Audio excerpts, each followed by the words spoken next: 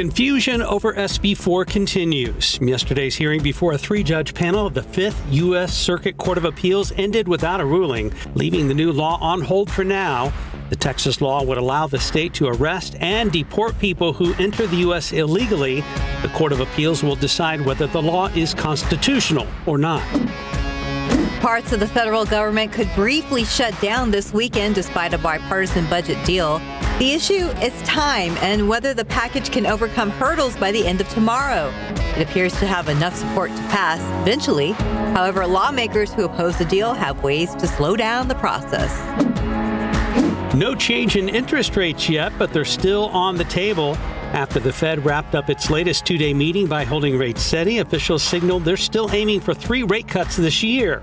The central bank is expecting inflation to continue to cool, getting closer to its target of 2%. A survey that provides key information for a measure that monitors inflation will soon reflect household activities. Childcare, cooking, cleaning, and do-it-yourself home repairs will now be integrated into the figures that make up the Consumer Price Index, which measures the monthly change in prices paid by people to better understand how households spend their money.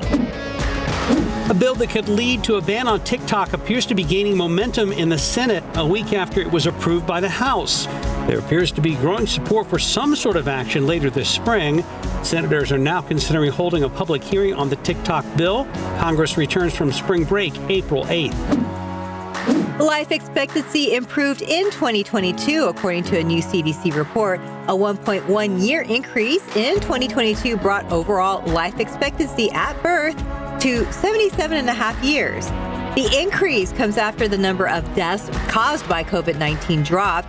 However, experts say life expectancy has not fully rebounded to pre-COVID numbers.